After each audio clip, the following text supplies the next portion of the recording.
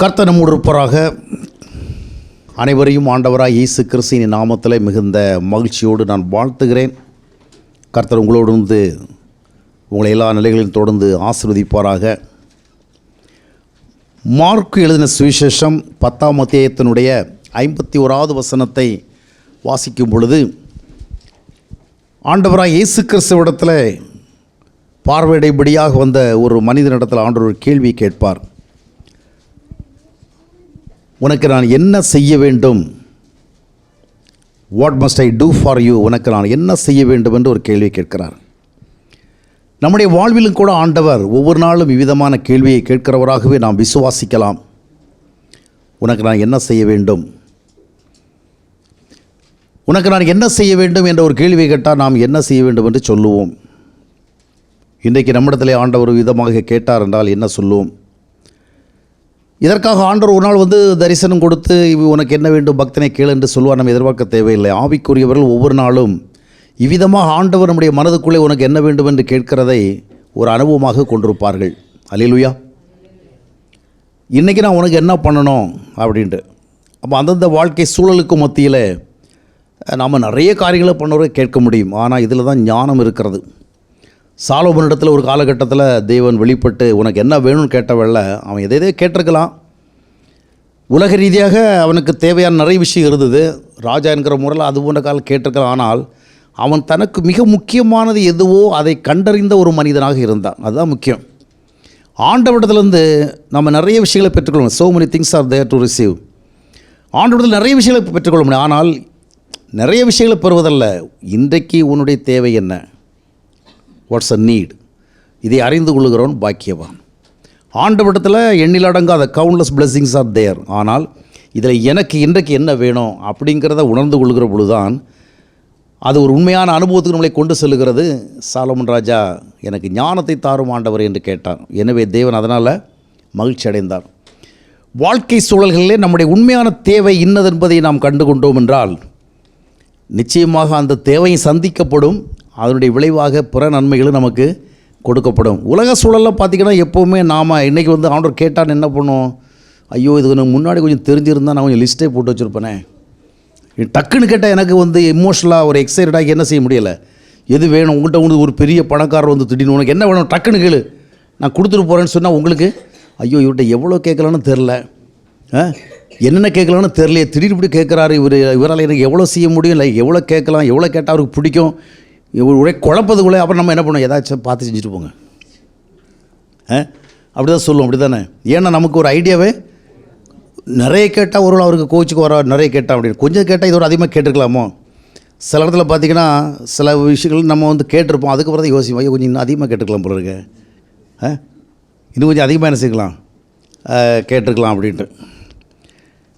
நான் ஒரு முறை மும்பை போனவள்ள நான் 2 பேராக போனோம் ஃப்ளைட்டில் டிக்கெட் எடுத்துகிட்டு. உங்களுக்கு ஃப்ளைட் செலவு எவ்வளோன்னு கேட்டார் ஒருத்தர். நான் உடனே முந்தி கூட்டி சொன்னேன், ஒரு டிக்கெட்டு நான் போட்டுக்கிறேன், ஒரு டிக்கெட் நீங்கள் கொடுங்க அப்படின்ட்டு. ஏன்னா ஒரு டிக்கெட்டு தான், அதாவது என்ன மட்டும் தானே இன்வைட் பண்ணாங்க என் கூட வர்ற. அப்புறம் பார்த்திங்கன்னா நான் ஃப்ளைட் டிக்கெட்டை கொடுத்தா அவங்க என்ன பண்ணியிருப்பாங்க?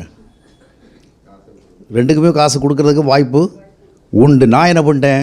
ஐயோ அவங்க நம்மளை தப்பாக நினச்சிக்கூடாதுன்னு என்ன பண்ணிட்டேன்? ஒரு உதாரணத்தை தான் சொன்னால், உதாரணத்தையெல்லாம் நீங்கள் மறக்காமல் ஞாபகத்தில் வச்சுக்கிங்க. சொல்ல வந்த கருத்தை என்ன செய்ய மாட்டீங்க. ஆமாம். அதுபோல் சில நேரங்களில் நம்ம திடீர்னு கேட்டால் கொஞ்சம் முன்னாடி ஒரு அட்வான்ஸ் சொல்லியிருந்தால் நம்ம என்ன பண்ணுவோம்? யோசித்து இன்றைக்கி நமக்கு என்னென்ன வேணும் அப்படின்னு யோசனை பண்ணிக்கலாம். வாழ்க்கையில் ஆண்டவர்கிட்ட நிறைய விஷயங்களை நம்ம கேட்கலாம், பெறலாம். வீடு வேணும்னு கேட்கலாம், வசதி வேணும்னு கேட்கலாம், ஆஸ்தி வேணும்னு கேட்கலாம், அந்தஸ்து வேணும்னு கேட்கலாம், உடல்நலம், சுகம், பலன், இந்த மாதிரி நிறைய விஷயங்கள் கூட நம்ம வாழ்க்கையில் என்னென்ன தேவையோ இது எல்லாம் all these things we need, எல்லாம் நமக்கு தேவை தான். ஆனால் இதில் புரிந்து கொள்ள வேண்டிய காரியம் என்னவென்றால் இவைகள் எல்லாவற்றையும் நாம் கேட்டு பெற்றுக்கொண்டாலும் அவைகள் நமக்கு அன்றாட வாழ்வில் ஏற்படுகிற மன தேவையை சந்திக்குமா? அதுதான் முக்கியமானது. நாம் இருக்கிற சிச்சுவேஷனுக்கு வாட் இஸ் மோர் இம்பார்ட்டண்ட்? அதுதான். வீட்டை கேட்டால் வீட்டை ஆர்டர் கொடுக்கலாம். ஒரு உதாரணத்துக்கு செல்வத்தை கொடுக்கலாம், பணத்தை கொடுக்கலாம். நிறைய பேருக்கு சாட்சி சொல்கிறாங்களா, ஆண்டவர் எனக்கு நான் கேட்டதெல்லாம் கொண்டார் அப்படின்ட்டு. எல்லாம் கொடுக்கலாம். ஆனால் கொடுக்கப்பட்டவைகள் எல்லாவற்றையும் கொண்டு நம்முடைய இன்றைய என்ன தேவையோ அது சந்திக்கப்படுமா என்பதுதான் கேள்வி, இல்லையா? அப்போது அன்றாட சூழலில் எது நம்முடைய பிரச்சனை, நாம் எப்போவுமே ஒரு பண நெருக்கடியில் தான் என்ன நினைப்போம், பணம் தான் வேணும்னு நினைப்போம். வீடுலன்னா என்ன பண்ணுவோம், வீடு தான் தேவைன்னு நினைப்போம். வேலைன்னா வேலை தான் தேவைப்போம். தொழிலில் முன்னேற்றம்னா தொழில் தான் முன்னேற்றம் தேவைப்படும். குடும்பத்தில் பிரச்சனை குடும்ப பிரச்சனை நீக்கணும் பார்ப்போம். வேறு பிரச்சனை நீங்கள் இதை சொல்லுவோம். ஆனால் சில நேரங்களில் வந்து நம்ம மைன்யூட்டாக திங்க் பண்ண வேண்டியது, ஆக்சுவலி வாட் ஐ நீட், நான் எனக்கு என்ன வேணும் அப்படிங்கிறத. நான் வந்து திங்கட்கிழமை காலையில் நான் வழக்கமாக எழுந்து ரொம்ப நேரம் வீட்டில் உட்காரலாம் கிடையாது. எழும்புனா டக்குன்னு போய்டுறது. எழும்புறதுக்கு முன்னாடி தான் 2-3 முறை எழுந்து படுத்துக்குவேன். கொஞ்சம் உடல் சோர்வாக இருக்குது. டைம் வந்து நிறைய தூங்குறதுக்கு இல்லாதனால அலாரம் வைக்கிறது, மறுபடியும் ஒரு அலாரம் வைக்கிறது, 2-3 அலாரம் வைத்து தான் மறுபடியும் என்ன செய்கிறது, எழும்புறது. அப்படி எழுந்துட்டோன்னா அப்படியே உட்காந்துக்கிட்டு உலகத்தை யோசிச்சுட்டுலாம் இருக்கிறது கிடையாது. அதுக்கடுத்து எழும்பிவிடும். ஆனால் எழும்புறதுக்கு முன்னாடி சில யோசனைகள் வரும். ஏன்னா அதாவது காலையில் ஒரு குறிப்பிட்ட நேரத்துக்கு பிறகு ஃபுல் ஸ்லீப் வராது. ஆனால் நிறைய விஷயங்கள் என்ன செய்யும், சிந்தனையில் அப்படியே உட்காந்துட்டு யோசிக்கிறது கிடையாது. அரை தூக்கத்தில் என்ன பண்ணுறது, நிறைய விஷயங்கள் யோசிக்கிறது. அப்படி விதமாக சிந்திக்கிற பொழுது எனக்கு நிறைய காரியங்களை குறித்த சிந்தனை வந்து, சில கேள்விகள் இருக்குது, சில விஷயங்களை செய்ய வேண்டியிருக்குது, சில விஷயங்களை முடிவெடுக்க வேண்டியிருக்குது, சில விஷயங்கள் ஏன் இப்படிங்கிற கேள்வி இருக்குது, சில விஷயங்களை வந்து யோசிக்கும் பொழுது கன்ஃபியூஷனாக இருக்குது. அதை எப்படி செய்கிறது, அப்படி செய்கிறது, அங்கே போகிறது, இங்கே போகிறது, அதாவது நிறைய விஷயங்களை குறித்து ஒரு கிளியர் ஐடியா இல்லாமல் இருக்குது. அப்போ எல்லாமே சேர்ந்து ஒரு விதமான ஒரு ஃப்ரஸ்ட்ரேஷன் மனசுக்குள்ளே, ஒரு சின்ன ஒரு அன்ரெஸ்ட், சின்ன ஒரு சோர்வு, இந்த மாதிரிலாம் ஏற்படுது. அப்போது நான் எனக்குள்ளே வந்து கொஞ்சம் அன்கம்ஃபர்டபுளாக ஃபீல் பண்ணுறேன். எல்லாமே கொஞ்சம் மினிட்டுக்குள்ளே தான் நடக்குது. அன்கம்ஃபர்டபுளாக ஃபீல் பண்ணேன், இன்செக்யூராக ஃபீல் பண்ணுறேன். அப்போ ஃபீல் பண்ணுற வேளை நான் வந்து அந்த உணர்வோடு தான் அடுத்து நான் வெளியே போகிறேன். வெளியே போகிற வேளை ஜெப நேரங்கள் வருகிறது. ஜெப நேரங்கள் வருகிற பொழுது ஆண்டவர்கிட்ட என்ன கேட்குறது. அப்போ என் மனசுக்குள்ளே என்ன ஆண்டவர்கிட்ட இந்த நேரத்தில் கேட்டு போகிறணும். சூழ்நிலை அடிப்படையில் பார்த்தா நிறைய விஷயங்களை கேட்கலாம். அது வேணும், இது வேணும், அப்படி இப்படியெல்லாம் நிறைய விஷயம் கேட்கலாம். ஆனால் நான் வந்து 3 விஷயத்தை கேட்டேன். ஒன்று, ஆண்டவரே, எல்லா சூழல்களிலும் என்னுடைய இருதயத்துக்கு அமைதியை தரணும். ஒரு ரெஸ்ட்லெஸ்னஸ் என்னுடைய வாழ்வில் கண்ணியாகக்கூடாது. I must enjoy the peace. அமைதியை இழந்தவனாக நான் என்ன செய்யக்கூடாது, வாழக்கூடாது. புரிகிறதா? நான் கொஞ்சம் முன்னாடி ரெக்கார்ட் பண்ணுறவளை கூட பால் கவனித்தார தெரில, டெய்லி ஓஷன் பண்ணுறவள ஒரு தலைப்பை பேசியிருக்கிறேன். பரிசுத்தவானுக்கு சமாதான குறை வருமா, வரும் அப்படிங்கிற மாதிரி என்ன செய்யிருக்கிறேன், பேசியிருக்கிறேன். அது வரும் பொழுது நீங்கள் கேளுங்க. அப்போது நான் வந்து எனக்கு நிறைய காரியங்களை கேட்கலாம், நிறைய விஷயங்கள் இருக்குது. ஆனால் நான் கேட்டது, ஏன் அப்படி கேட்குறேன்னா, என்னால் என்னுடைய வாழ்க்கையில் இப்பொழுதெல்லாம் சமாதான குறைவுகளை சந்திக்க முடியலை. ஒரு காலத்தில் எவ்வளவோ சமாதான குறைவோடு நான் வாழ்ந்திருக்கிறேன். பல நாட்கள், பல மாதங்கள், ஏன் வருடங்கள் வாழ்ந்திருக்கிறேன். அதோட வாழ்ந்து பழகவும் செஞ்சுருக்கிறேன். ஆனால் இன்றைக்கு என்னுடைய நிலைமை என்னன்னு சொன்னால், என்னால் வந்து கொஞ்ச நேரம் கூட சமாதானம் இல்லாமல் என்ன பண்ண முடியலை. அப்படின்னா ஒரு அன்ட்ரஸ்டோட, ஒரு குழப்பத்தோட, ஒரு கலக்கத்தோட, இல்லைன்னா ஒரு கேள்வியோட, ஒரு நிறைய விஷயங்களை குறித்து ஒரு கிளாரிட்டி இல்லாத ஒரு சூழலை என்ன பண்ண முடியலை. அப்போனா சிலவேளை நினைக்கிறது உண்டு, சிலர்லாம் எவ்வளோ பிரேவாக இருக்கிறாங்க, எவ்வளவு நல்ல வெல் ப்ரிப்பேர்டாக இருக்கிறாங்க, எவ்வளோ விஷயங்களை சந்திக்கிறாங்க, எவ்வளோ விஷயங்களை பார்க்குறாங்க. அவங்கெல்லாம் வந்து ரொம்ப வந்து செய்கிறாங்க, நம்மை போல் இல்லை, ரொம்ப என்ன பண்ணுற சூழ்நிலைலாம் தைரியமாக சந்திக்கிறாங்களே. நாம் வந்து எவ்வளோ பைபிள்லாம் படிக்கிறோம், ஜெபம்லாம் பண்ணுறோம், சமாதானம் பேசுகிறோம். நாம் சின்ன சின்ன விஷயம் வந்த உடனே என்ன பண்ணிடுறோம், ரொம்ப சென்சிட்டிவாக இருக்கிறோமே, அதில் ரொம்ப நேரம் கண்டினியூ பண்ண முடியலை. அப்போ நான் வந்து நான் சொல்கிறத எப்படி நீங்கள் புரிஞ்சிக்க போகிறதில்ல, போக புரிஞ்சுக்க நினைக்கிறேன். ஏன்னா அந்த செய்தி இன்றைக்கு உங்களோட பகிர்ந்து கொள்வது என்னுடைய மனதில் ஏற்பட்ட ஒரு உணர்வின் பின்னணியில் தான் உருவானபடினால நான் அதை தான் உங்களுக்கு என்ன செய்கிறேன், அதனுடைய சோர்ஸ் அண்ட் ஆரிஜினை உங்களுக்கு சொல்கிறேன். இப்போ பழைய காலங்களில் எவ்வளவோ நான் வாழ்ந்த காலங்களில் நினச்சி பார்க்கணும், ஆண்டவர் அறியாத காலங்களில் எவ்வளவோ சோர்வுகள் வாழ்ந்துருக்கிறேன், எவ்வளவோ அதான் விடையே தெரியாத எவ்வளோ கேள்விகளுக்கு மத்தியில், போராட்டங்களுக்கு மத்தியில் எந்த விதமான ஹோப்பும் கிடையாது. அப்படிப்பட்ட சூழலை வாழ்ந்துருக்கிறேன். ஆனால் இன்றைக்கு என்னால் வந்து சில மணி நேரங்கள் நிம்மதியற்றவனாக இருப்பது, அப்படின்னா நிம்மதியை என்ஜாய் பண்ணாமல் இருப்பது, it's a very very difficult ஜாபாக இருக்குது. அப்போ அதை உணர்ந்து விட்டு காலையே வந்து நான் ஆண்டவர்கிட்ட கேட்டேன், நான் ஒன்று, ஆண்டவரே, எல்லா நேரங்களும் நான் என்ன செய்ய வேண்டும், அமைதியை இழக்காதவனாக இருக்க வேண்டும். ஏன்னா அமைதி இழந்த ஒரு வாழ்க்கையை ஃபேஸ் பண்ணுற ஆற்றலை நான் என்ன செஞ்சுருக்கிறேன், இழந்திருக்கிறேன். இரண்டாவது, எல்லா சூழலிலும் நான் வந்து ஒரு வலிமையான ஒருவருடைய இருக்கிற உணர்வை மண்டைக்குள்ள விசுவாசத்தினால என்னுடைய உணர்வுகளை என்ன செய்யணும், அதாவது உம்முடைய ஐக்கியம் என்னுடைய வாழ்வில் என்ன செய்ய வேண்டும், இருக்கிறது என்பதை நான் என்ன செய்ய வேண்டும். விசுவாசத்தில்ங்கிறது இருக்குது ஒரு பக்கம், புரிகிறதா உங்களுக்கு? அதை வந்து நான் என்ன செய்யணும், லிட்டரலாக என்ன செய்யணும், ஃபீல் பண்ணணும், என்னோடு இருக்கிற ஒரு ஐக்கியம். மூன்றாவதாக, எனக்கு நம்பிக்கை என்பது இழக்கப்படக்கூடாது. நம்பிக்கை பலவீனமாக வரலாம், குறைவு வரலாம், ஆனால் I should not loose it. நம்பிக்கை இழக்கக்கூடாது. இந்த மூன்றை இந்த ஆண்டுடைய சமூகம், இதுக்கு அப்பால் எவ்வளோ விஷயங்கள் இருக்குது. ஏன் அப்படின்னு சொன்னால், இவைகள் தான் வாழ்க்கையில் மிக மிக முக்கியமானவைகள். அமைதியோடு வாழ்கிற ஒரு வாழ்க்கை, தேவ ஐக்கியத்தோடு வாழ்கிற ஒரு வாழ்க்கை, தேவ நம்பிக்கையோடு வாழ்கிற ஒரு வாழ்க்கை. இதற்கு அப்பால் தான் மற்ற விஷயங்கள் எல்லாம். இப்போ நமக்கு அதுக்காக வேறு ஒன்று வேண்டான்னு சொல்கிறேன்னா, இல்லை ஆண்டவர் என்ன கொடுத்தாலும் வாங்கிக்கோங்க, ஆண்டவர் எனக்கு அமைதியை தவிர வேறு ஒன்றும் வேண்டாம் நான் சொல்ல போகிறது கிடையாது. உண்மை தான் சொல்கிறேன். அமைதியை தவிர வேறு ஒன்றும் வேண்டாம் ஆண்டவர், உங்களுடைய ஐக்கியத்தை தவிர ஒன்றுமே வேண்டாம், நம்பிக்கையை தவிர ஒன்று அப்படியெல்லாம் சொல்ல போகிறது கிடையாது. என்ன வேணாலும் கூட வாங்கிடுறேன் ஆண்டவரே. ஆனால் என்னுடைய வாழ்க்கையில் எனக்கு மிக அவசியமானவர்கள் உணர்ந்திருக்கிறது என்ன, அமைதி. அமைதியில் ஏன்னா நான் காசு இல்லாமல் வாழ பழகியிருக்கிறேன், பெரிய ஒரு வசதி இல்லாமல் வாழ பழகியிருக்கேன், நல்ல வசதியற்ற வீடுகளில் வாழ்ந்து பழகியிருக்கிறேன், தனித்து வாழ பழகியிருக்கிறேன், நிறைய விஷயங்கள் பழகியிருக்கிறேன். ஆனால் இப்பொழுது எனக்கு ஒரு விஷயத்தில் வந்து பழக தெரியலை. என்னென்னா, சமாதானம் இல்லாமல் என்னால் வந்து வாழ பழக முடியலை. ஐ cannot get used to living without peace. சமாதானம் இல்லாமல் என்னால் வாழ பழக முடியலை. நான் வந்து சாப்பாடு இல்லாமல் கூட தான் வாழ பழகிடுவேன். நான் வாழ்ந்திருக்கிறேன், நிறைய விஷயங்கள் இல்லாமல் வாழ பழகியிருக்கேன், ஒரு ஆள் துணை இல்லாமலும் வாழ பழகியிருக்கிறேன். ஆனால் இப்பொழுது என்னுடைய நிலைமை என்னவென்றால், சமாதானம் இல்லாமல் என்னால் என்ன பண்ண முடியாது, வாழ முடியாது. அந்த பழகிற அந்த நிலைமை போயிடுச்சு. அப்போ இதைத்தான் ஆண்டவருடைய சமூகத்தில் நான் ஜெபம் பண்ணேன். அதற்கு பிறகு நான் பல காலம் சிந்த பொழுது பார்த்தீங்கன்னா, எனக்கு இந்த வெட்னஸ்டே பைபிள் ஸ்டடி இதையா சொல்கிறது, இது ரொம்ப சிம்பிள், ஒரு டெய்லி டிவோஷன் சொல்கிற மாதிரிப்பட்ட சில ஃபியூ தாட்ஸ் தான் எனக்கு இருக்குது. ஆனால் என்ன தெரியல, அதுக்கு பிறகு எனக்கு வேறு எந்த சப்ஜெக்டும் வரவே இல்லை. அதனால் இதை தான் உங்களோட என்ன செய்கிறேன், பகிர்ந்து கொள்கிறேன். சமாதான குறைவு, சமாதான குறைவுகளோடு வாழ முடியுமா?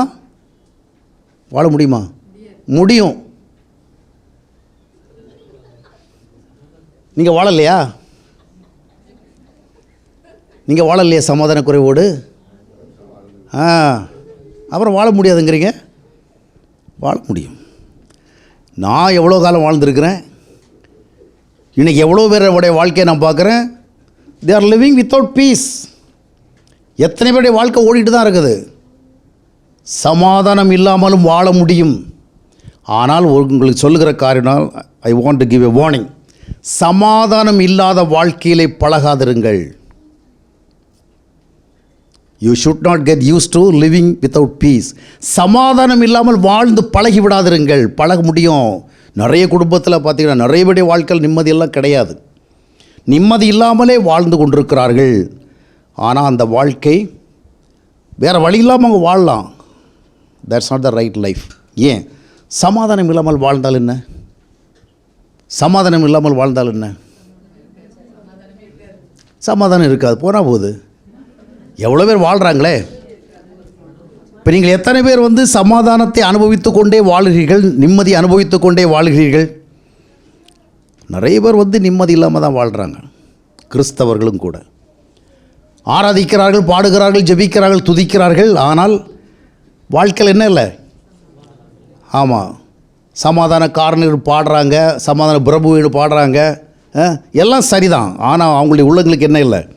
சமாதானம் இல்லை. சமாதானம் இல்லை இல்லை என்ற நிலைமையில் சமாதானம் இல்லாமலே வாழ்ந்து பழகிவிட்டார்கள். சமாதானம் இல்லாமல் வாழ்ந்து பழகுவதனால் ஏற்படுகிறதான டிமெரிட்ஸ் என்னன்னு பார்த்தீங்கன்னா, டிஸ்அட்வான்டேஜஸ் என்னன்னு பார்த்தீங்கன்னா, சமாதானம் இல்லாமல் வாழ முடியும். நான் வாழ்ந்திருக்கிறேன்.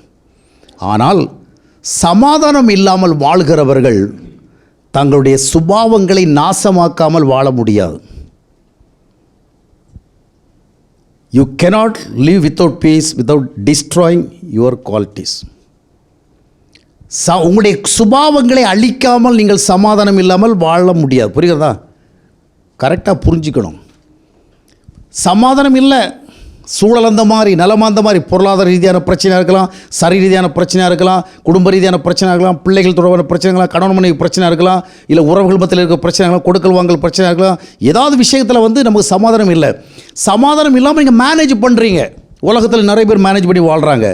ஆனால் மேனேஜ் பண்ணி வாழ முடியும், அவர்களால் எதை தக்க வைக்க முடியாது.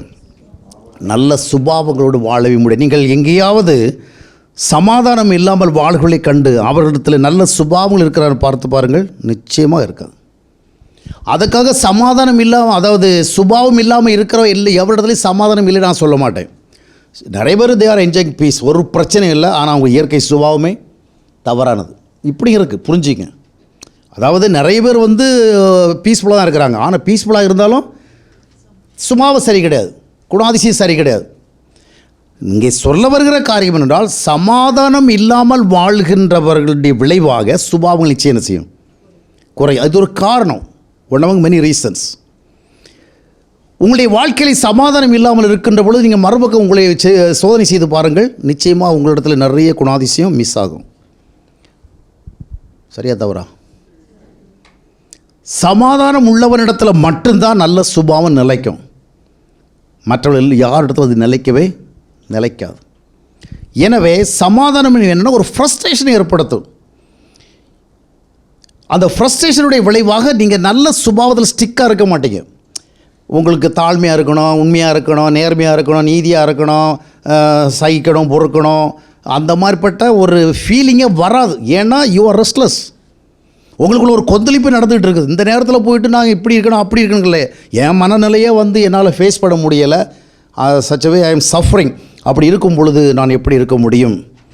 அப்போது நீங்கள் கவனித்து பார்த்தீங்கன்னு சொன்னால், சமாதானமின்மையோடு பழகி கொள்ளலாம், ஆனால் பழகி கொண்டீர்கள்னால் சுபாவங்கள் சீர்கெட்டு போகும். நீங்கள் சீர்கெட்ட சுபாவங்களோடு வாழ நேரிடும். அதனால தான் நான் சொன்னேன், சமாதானத்தை தான் முதலாவது என்ன செய்யணும், நாடணும். சமாதானத்தை தான் முதலாவது தேடணும். சமாதானம் இருந்தால் உங்களுடைய சுபாவங்கள் என்ன செய்வதில்லை, கெட்டு போவதில்லை. சமாதானம் இல்லாமல் இருக்கிற எவரிடத்திலும் நல்ல சுபாவங்களை நீங்கள் எதிர்பார்க்கவே முடியாது. உங்களிடத்தில் அந்த நல்ல சுபாவங்கள் தங்காது. இரண்டாவது, சமாதானமே செய்கிற இன்னொரு வேலை என்னென்னா, சமாதானம் இல்லாதவர்கள் இருக்கின்ற இடங்களிலே உறவுகள் வாழ்வதில்லை. ஒருவருக்கு சமாதானம் இல்லைன்னு சொன்னால் அவரால் நல்ல உறவோடு யாரோடு இருக்கவே முடியாது. புரிகிறதா? சமாதானமாக இருந்தும் உறவை கெடுக்கிறவங்க இருக்கிறாங்க. சிலருக்கு சமாதான பிரச்சனை ஒன்றும் கிடையாது, ஆனாலும் உறவு கெடுப்பாங்க. அதே நேரத்தில் வந்து நீங்கள் ரெஸ்ட்லெஸ்ஸாக இருந்தீங்கன்னா you cannot maintain the relationship, you cannot maintain the fellowship. ஏன்னா கொந்தளிப்பான ஒரு மனநிலை இருக்கும் பொழுது எல்லார் மேலும் ஒரு வெறுப்பும் விரக்தியும் இருக்கும். சிலவளவு செலக்டிவாகவும் இருக்கும். உதாரணமாக அம்மாட்ட அன்பு இருக்கும், மாமியார்கிட்ட என்ன இருக்கும், வெறுப்பு இருக்கும். கணவனிடத்தில் வெறுப்பு இருக்கும், சகோதரத்தில் எப்படி இருக்கும், அன்பு இருக்கும். பல விதங்கள் இருக்கும். சிலருக்கு யாரை பார்த்தாலும் வெறுப்பு வரும்.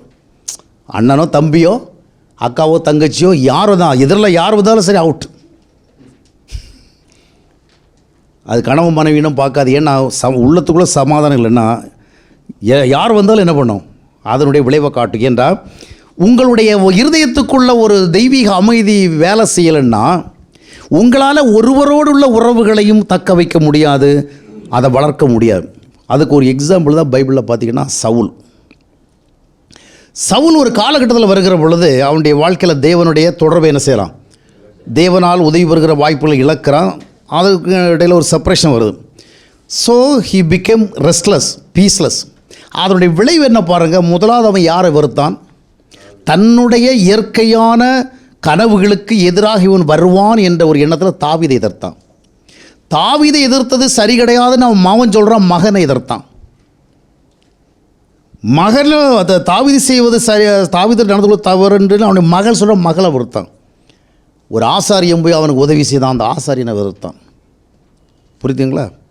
அப்போது அவனுடைய வாழ்க்கை பாதையில் அவன் அமைதியற்றவனாக மாறின பிறகு யாரோடு நல்ல உறவுகளோடு என்ன செய்ய முடியவில்லை, இருக்க முடியவில்லை. சில நேரங்களில் உங்களால் உறவுகளை காப்பாற்ற முடியவில்லை, உறவுகளை தக்க வைக்க முடியவில்லை, உறவுகளை மதிக்க முடியவில்லை, உறவுகளை கனப்படுத்த முடியவில்லை. காரணம் என்னவென்றால் உங்களுக்குள்ளே சமாதான குறைவு என்ன செய்கிறது, ஒரு ரெஸ்ட்லெஸ்னஸ் உங்களுக்குள்ளே இருக்கும் பொழுது நீங்கள் ஒருபோதும் உறவுக்கு முதலிடம் கொடுக்க மாட்டீங்க. உங்களுக்குள்ளே இருக்கிறதான அந்த ஒரு ஆப்சன்ட், அது என்ன சொல்ல, ஒரு சம்திங் இஸ் மிஸ்ஸிங், ஒரு வேக்கம் இருந்துருக்குல்ல, அதுதான் உங்களை என்ன பண்ண ரூல் பண்ணிகிட்டு இருக்கும். மூன்றாவதாக பார்த்தீங்கன்னா, சமாதானம் இல்லாவிட்டால் என்ன நடக்கும்னா, அவர்கள் எப்பொழுதுமே தங்களுடைய சமாதானமின்மையை மறைக்கிறதுக்காக they will try to find out some wrong ways. சமாதானம் இல்லாதவன் சமாதானத்தை பெற மாட்டான். ஆனால் என்ன செய்வான், at least he wants to hide. நிறைய பேர் சினிமாவுக்கு போவாங்க, நிறைய பேர் ட்ரிங்க்ஸ் போட போவாங்க, நிறைய பேர் பாருக்கு போவாங்க, நிறைய பேர் கிளப்புக்கு போவாங்க, நிறைய பேர் பீச்சுக்கு போவாங்க, நிறைய பேர் ஏதாவது ஒரு கார்டனுக்கு போவாங்க, பார்க்குக்கு போவாங்க, இல்லை ஃப்ரெண்ட்ஸோட எங்கேயா சுற்ற போவாங்க, இல்லை ஒரு ரெஸ்டாரண்ட் போய் சாப்பிட போவாங்க. இப்படி நிறைய பேர் பண்ணுற பின்னணியில் பார்த்தீங்கன்னா, அதாவது ஒரு கூட்டம் பேர் வேறு காரணங்களுக்காக போகலாம். நிறைய பேர் எதுக்கு போகிறாங்க தெரியுமா? வீட்டில் சாப்பாடு இருந்தாலும் வெளியே சாப்பிட போவாங்க. ஏன் தெரியுமா? தங்களுக்குள் இருக்கின்ற சமாதானமின்மையை மறைக்கிறதுக்கு, அதாவது உணராமல் இருக்கிறது. they don't want to feel that. சமாதானமே அந்த இராடிகேட் பண்ணலை, அதை ரிமூவ் பண்ணலை, என்ன பண்ண ஜஸ்ட் அது இல்லாத மாதிரி ஃபீல் பண்ண விரும்புகிறாங்க. அதனால தான் சிலர் பார்த்திங்கன்னா எப்போவுமே தங்களுடைய ஹோம் சிச்சுவேஷனில் இருக்க மாட்டாங்க, எங்கேயாவது போயிட்டே இருப்பாங்க, எங்கேயாவது போக விரும்புவாங்க, ஏதாவது ஒரு இதோடு இணைந்திருக்க விரும்புவாங்க. அது என்னென்னா தவறான வழியில் ட்ரிங்க்ஸ் போட விரும்புவாங்க, பார்க்கக்கூடாத பார்த்து கொண்டு, கேட்கக்கூடாத கேட்டுக்கொண்டு, பழகக்கூடாத பழகிக்கொண்டு, போகக்கூடாத இடத்துல போய்கொண்டு, செய்யக்கூடாது செய்து கொண்டு. இதெல்லாம் ஏன் செய்கிறாங்கன்னா, என்ன பிரச்சனை? What's real cos?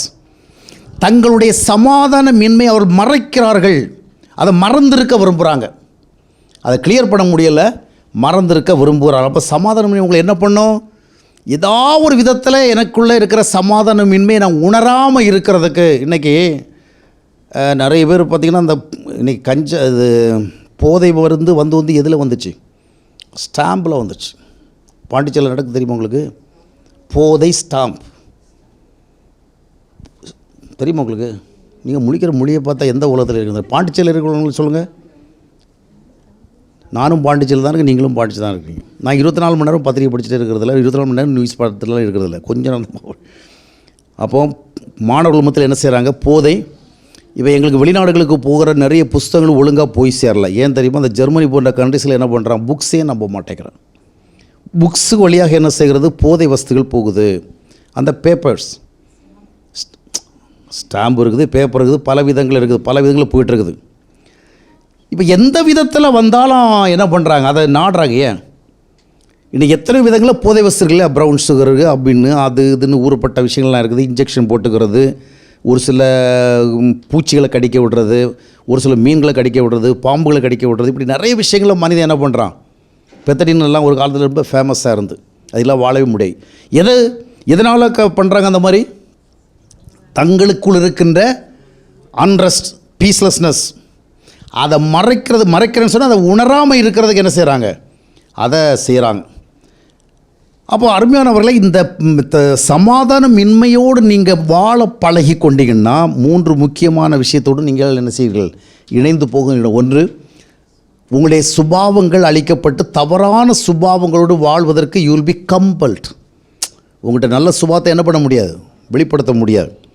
இன்னொன்று, சமாதானமின்மையினால் உறவுகளோடு நீங்கள் வாழ முடியாது. உறவுகளை நீங்கள் என்ன செய்ய முடியாது? மெயின்டைன் பண்ண முடியாது. உறவுகளை நீங்கள் என்ஜாய் பண்ண முடியாது. உறவுகளுக்கு நீங்கள் செய்ய வேண்டிய கடமை என்ன செய்ய முடியாது. மூன்றாவதாக, தவறான விதங்கள். இன்றைக்கி கிறிஸ்தவர்களிடத்தில் கூட இந்த பிரச்சனைக்கு இப்போ நிறைய பேர் பார்த்திங்கன்னா, ஏதோ ஒரு சர்ச்சில் போய் உட்காந்துருப்பாங்க, ஏதாவது ஒரு ப்ரேயர் மீட்டிங்கில் உட்காந்துருப்பாங்க, ஆராதனை கூட்டத்துக்கு போவாங்க, எங்கேயாவது ஒரு செமினார் நடக்கிற இடத்துக்கு போவாங்க. இப்படி போகிற நிறைய பேர் கூட பார்த்திங்கன்னா, இதுவும் எது தெரியுமா? சமாதானத்தை பெறுவதற்காக போகல. அவங்க சமாதானமே மறைக்கிறதுக்கு போகிறாங்க. ஒரு 3 நாள் போய் ஒரு கூட்டத்தில் உட்காந்துருந்தா அந்த 3 நாளும் ஃபேமிலியில் இருக்கிற பிரச்சனையை என்ன செய்கிறாங்க? கணவன் இல்லாத இடத்துல 3 நாள்,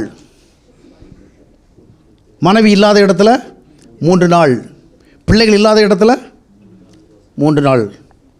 3 நாள். அதனால தான் சொல்லுவோம் 3 நாளை எப்படி இருந்து தெரியுமா? பரலோகத்தில் இருக்கிறவங்க. ஏன்னா அவங்க நரகத்திலே எப்பவும் இருக்கிறாங்க. இந்த நரகத்தில் இருந்து வந்து என்ன செய்கிறாங்க? அந்த மாதிரி 3 நாள் போனோன்னா அது எல்லாமே டிஃப்ரெண்ட்டாக இருக்குது. அதனால் பிரதர் போனால் அந்த மாதிரி இடத்துக்கு போகணும் அப்படி சொல்லி சிலர் போவாங்க. ஒன்றுமே இருக்காது, ஒரு புண்ணாங்க இருக்காதுங்க. ஏன்? இந்த நரகத்தில் இருந்து போகிறவங்களுக்கு தான் அது சொர்க்கமாக இருக்கும். இப்போ நிறைய விசுவாசிகள் எங்கே இருக்கிறாங்க? நார்மல் லைஃப்பில் நரகத்தில் இருக்கிறாங்க. நரகத்தில் இருந்துட்டு அந்த சூட்டில் வந்து அது கொஞ்சம் அந்த ஊட்டி பக்கத்தில் போனால் எப்படி இருக்கும், குளிச்சாங்க, அது மாதிரி ஃபீல் பண்ண. ஆனால் இங்கே வந்து நார்மலாக இருக்கிறவங்களுக்கு அங்கே போனால் என்ன கிடைக்காது, ஒன்றுமே கிடைக்காது. நான் ஒரு காலகட்டத்தில் அப்படி தான் மும்பையிலிருந்து அந்த காலத்து தமிழ்நாட்டில் பிரபலமாக இருந்த ஒரு ஊழியர்காரர் நடத்துகிற கூட்டத்தில் நிறைய சாட்சி. அங்கே போனால் சமாதானம் வந்துடும், சந்தோஷம் வந்துடும், அற்புதம் வந்துடும், அதிசயம் வந்துடும். அங்கே போனாலே எப்படி தான் இருக்கும், பரலோகத்துக்குள்ளே இருக்கும். 40 லட்சம் 3 நாள் நம்ம பரலோகத்துக்கு போய் உட்காந்துட்டு வருவோமே அப்படின்ட்டு. ஆனால் அங்கே வந்த பிறகு அப்போ தான் முதல் முறை, அதான் முதல் கூட்டத்துக்கு ட்ரை பண்ணேன். அது கோட்டையத்தில் நடந்து, கோட்டையத்துக்கு போகல. நான் இருப்பது மும்பையில் இருக்கவில்லை. அப்புறம் நெக்ஸ்ட்டு தூத்துக்குடியில் நடக்குது. தூத்துக்குடி அடிச்சு பிடிச்சி வந்துட்டேன், ரூம் போட்டு தங்கியிருந்தேன். 3 நாள் எனக்கு ஒன்றுமே உணரலை. எனக்கு பெரிய கேள்வி வந்து போச்சு. அவங்கவுங்க என்னமோ ஏஞ்சல்ஸ் எல்லாம் வந்து இறங்குற மாதிரி சொன்னாங்க, வல்லமை இறங்குற மாதிரி சொன்னாங்க, பிரசனம் வந்து இறங்குற மாதிரி சொன்னாங்க. அந்த கூட்டத்தை நடத்துகிற பிரசங்கர் பண்ண ஒரு வீடியோவில் சொல்லியிருந்தார், 3 நாள் கூட்டம் முடிஞ்சுது, எல்லோரும் போன பிறகு 4வது நாள் நிறைவேற அந்த கிரவுண்டில் வந்து என்ன பண்ணுவாங்களாம், ஜெபம் பண்ணுவாங்களே. ஏன்னா அருள்நாதர் 3 நாட்கள் உலாவின் அந்த இடத்துல பிரசன்னம் இருக்கணும். இதெல்லாம் கேட்டுக்கிட்டு நான் வச்சேன், அங்கே போனாலே நமக்கு எப்படி இருக்கும், வானத்தில் பறக்கிறது மாதிரி இருக்கும் போல இருக்குன்னு. அங்கே போனால் எனக்கு ஒரு புண்ணாகும் கிடைக்கல. ஏன்னா நான் ஆண்டவரோடு தான் இருந்தேன். நான் அங்கே இருக்கும் பொழுது ஜெபித்து துதித்து வேதத்தை படித்து எந்த மாதிரி ஒரு மணலில் இருந்தேனோ அதை விட எனக்கு ஒன்றும் எக்ஸ்ட்ராக்கு கிடைக்கவில்லையே. நரகத்தில் இருந்துட்டு போனால் தான் உங்களுக்கு சொர்க்கம் தெரியும். சொர்க்கத்தில் இருந்துட்டு சொர்க்கத்துக்கு போனால் இருந்தாலும் சொன்னாங்களே. அப்போ நான் நினச்சேன் இதை விட பெரிய சொர்க்கமாக இருக்கும் போல் இருக்குது அப்படின்னு. அப்புறம் போனால் ஒன்றுமே இல்லை. அப்போ தான் நான் லைஃப்பில் முதல்ல ஃபீல் பண்ண ஆரம்பிச்சு, இதில் என்னமோ சம்திங் ராங் இருக்குது அப்படின்னு. ஆனால் இன்றைக்கி பெரும்பாலான மக்கள் என்ன பண்ணுறாங்க, இந்த மாதிரி ஜெப கூட்டம் நடக்கிற இடம், இந்த மாதிரிப்பட்ட ஆவிக்குரிய கூட்டம் நடக்கிற இடம், தியான கூட்டம் நடக்கிற இடம் அப்படின்லாம் போய் உட்காந்து ரொம்ப பிரசன்னமாக இருந்தது. பிரசன்னம் ஏன் உனக்கு அங்கே தானே பிரசன்னம் வந்தது, அது ஒரு ஃபால்ஸ் ப்ரெசன்ஸ். இதுவும் ஒரு விதமான என்ன பிரச்சனை நான் சொல்ல வந்தேன்னா, நிறைய பேர் வந்து ட்ரிங்க்ஸ் பண்ணுறான், நிறைய பேர் வந்து போதை மருந்து யூஸ் பண்ணுறான், நிறைய பேர் சினிமா பார்க்குறான், நிறைய பேர் தப்பான படங்களை பார்த்து டைம் பாஸ் பண்ணுறான், நிறைய பேர் வந்து தப்பான உறவுகள் இருக்கிறான். ஏதோ ஒரு விதத்தை பண்ணி எடுத்து தங்களுடைய சமாதானமின்மை என்ன செய்கிறாங்க, உணராமல் கொஞ்ச நேரம் இருந்து பழகிட்டு இருக்கிறாங்க. அதே போல் நிறைய பேர் ஆன்மீகமான என்ன சொல்கிறது, இந்த மாதிரி சமாதானமே மறைக்கிற காரியம், ஏதாவது ஜெப கூட்டங்கள் அது இதுன்னு போய் உட்காந்து டிவியை பார்த்துட்டே உட்காந்துருக்கிறது. அதனால் நிறைய பேர் வீடுகள் அந்த காலத்தில் இப்போ எப்படி தெரியல, காலையில் டிவி ஆன் பண்ணி விட்ருவாங்க, நைட்டில் தான் என்ன செய்வாங்க, எப்பொழுதும் அங்கேருந்து இவங்களுக்கு துதி சோத்திரம் அதுன்னு கேட்டு கொஞ்சம் ஒரு ஃபீலிங். சரி, எனவே சமாதானமின்மையோடு நம்ம என்ன செய்யக்கூடாது, பழகக்கூடாது. அனுதின வாழ்க்கையில் முதலாக என்ன வேணும், சமாதானம். வாழ்க்கையில் பல கேள்விகள், பல பிரச்சனைகள், பல குழப்பங்கள், பல தெளிவற்ற சூழல் இருக்கும் பொழுது நமக்கு முதலாவது தேவை என்ன தெரியுமா, சமாதானம். ஏன் என்னுடைய வாழ்க்கையில் இந்த சமாதானத்தை நான் கேட்டேன்னா, சமாதானம் இன்மை என்றால் என்னவென்று எனக்கு நல்லா தெரியும். அந்த கொடூரத்தை என்னுடைய வாழ்வில் அனுபவித்தவன். சமாதானம் இல்லாத ஒரு சூழலை நான் ஒரு கொஞ்ச நேரம் சமாதானத்துக்காக எவ்வளவு பணம் செலவழித்து அந்த இளம் வயதுகளில் மிகுதியான மதுபானத்தை அருந்தினவன். எந்த போதை வஸ்து கிடைச்சாலும் எனக்கு அது என்ன செய்யணும்னு தெரியாது, இருந்தால் நான் என்ன அக்செப்ட் பண்ணிக்குவேன். இந்த ப்ரௌன் சுகர்லாம் அந்த காலத்தில் நிறைய யூஸ் பண்ணியிருக்கேன். அந்த காலத்தில் இந்த நார்த் இந்தியாவில் பார்த்திங்கன்னா ஒரு பெரிய பைப் வச்சு என்ன பண்ணுவாங்க, சுற்றி வந்து ரவுண்ட் பண்ணுவோம். அதில் கூட ஏதோ ஒரு அக்கேஷனுக்கு போகிறவள்ள அங்கே நான் ஒரு சூழ்நிலை கிடச்சிது, அதையும் நான் யூஸ் பண்ணி. எதுக்கு சொல்கிறேன்னா, சமாதானமின்மை என்பது எவ்வளோ கொடூரமானதை அறிந்து அந்த சமாதானமின்மையை மறைக்கிறதுக்காக lot of money I hate to spend. அதற்கு பிறகு ஆண்டவரை ஏற்றுக்கொண்டு அந்த சமாதானத்தை நான் என்ன செய்தேன், வாழ்விலே அனுபவித்தேன். எனக்கு ஆண்டவர் வீட்டை தரல, பெரிய வசதியை தரல, பெரிய செல்வத்தை தெரியல, நான் கேட்டதெல்லாம் கொடுக்கல, ஆனால் I could get the peace of God. அந்த சமாதானத்தை பெற்று அனுபவித்த பிறகு இப்போ என்ன பிரச்சனைன்னு சொன்னால், அந்த சமாதானம் இல்லாமல் என்னால் என்ன பண்ண முடியாது. சில மணி நேரங்களை கூட கடப்பது கடினமானது தான். அப்போ நினச்சி அந்த காலத்தில் இப்படி இருந்தவங்க ஏன் இந்த மாதிரி ஆகிட்டோம். அதுதான் உண்மையான சமாதானத்தை அனுபவித்து விட்டால் அதற்கு பிறகு அந்த சமாதானம் என்று என்ன செய்ய முடியாது, வாழ முடியாது. இன்றைக்கு நிறைய பேர் பழகிட்டாங்க. நானும் சின்ன விஷயங்களுக்கெல்லாம் என்ன செய்கிறேன், ரொம்ப ஃபீல் பண்ணுறேன். அப்போ இந்த சமாதானமான ஒரு இருதயத்தை தான் நம்ம ஒவ்வொரு நாள் என்ன செய்யணும், ஆண்டவர்கிட்ட கேட்கணும். சரி, இந்த சமாதானமான இருதயத்தை வந்து நம்ம பெற்றுக்கொள்கிறனால வாட்ஸ் எ யூஸ்.